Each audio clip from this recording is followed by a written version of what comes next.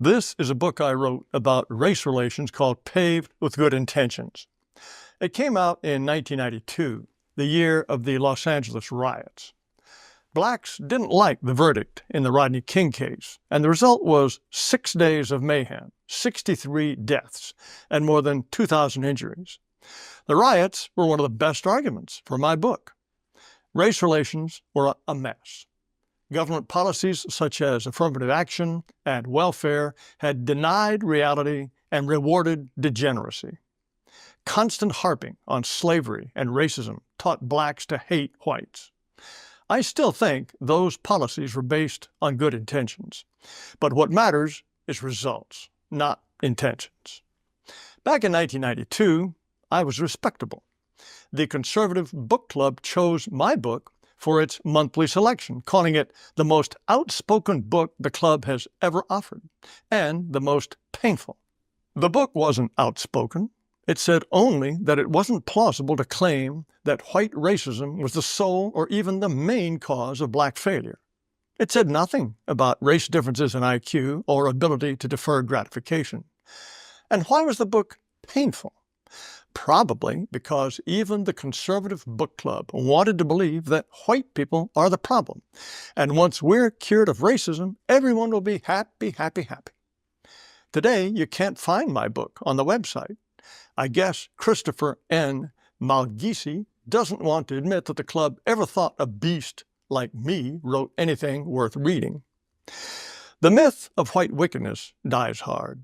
In 2020, 28 years after the LA mayhem, George Floyd went to his reward and America got riots that went on for months all over the country.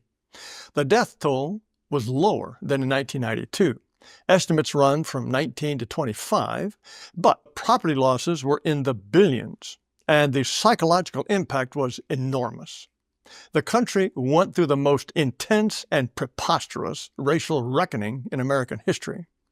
By 2020, identifiably racist acts by identifiably racist whites were so rare that scholars had to come up with increasingly implausible explanations for black degradation. Systemic racism, institutional racism, unconscious racism. White people were oppressing black people whether we wanted to or not. It was our nature.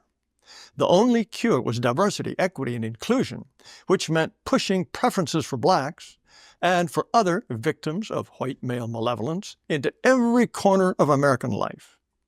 The myth I tried to lay to rest 33 years ago refused to die. It's still all our fault. But even if the myth were to die, and Americans began to realize that blacks and whites and Hispanics and Asians don't all end up in the same place because they're not the same, then would everyone be happy, happy, happy? No. Our record of trying to build a multiracial society is terrible. I'm no expert on American Indians, but has their fate been a happy one? As for blacks, our entire history can be seen as one clumsy attempt after another to make a mixed-race society work. Slavery, emancipation, Reconstruction, Jim Crow, segregation, civil rights, busing, affirmative action, critical race theory, DEI. Every one of them a disaster. How many more tricks do we have up our sleeve that, like all the rest, won't solve the problem? Who can promise there'll be no more riots? In 1835, Alexis de Tocqueville wrote about what he called the great experiment of Americans trying to build a self-governing democratic society. Now, when people talk about the American experiment, a big part of it means trying to build a happy, multiracial society. That experiment began 418 years ago, in 1607. That was when Englishmen founded the Jamestown colony in a place full of Indians. I declare the experiment a failure. American society should be reordered. Let people of different races go their separate ways if that's what they want. That may seem like a sharp U-turn, but it's not. Look at where people already live, where they go to church, whom they marry, who their close friends are. Americans don't fill their lives with the diversity we're supposed to be so proud of. Not even the most fervent egalitarians take the most basic integrationist step available to anyone: buy a house and live in a black neighborhood. America should stop fighting human nature. We should recognize the normal, healthy desires of many citizens to live in a way that is culturally and racially coherent. Freedom of association is a basic freedom. For some, it means integration. But there should be no moral or legal obstacles to those for whom it means separation. And if separation extends to cities, counties, states, or regions, there should be no obstacles to that either. Just ask yourself, what's the point of a mixed-race society? Would you build one if you were starting from scratch? What are the advantages? I mean, seriously. Is diversity so inherently marvelous that we should outlaw the very idea of people going their own way? No.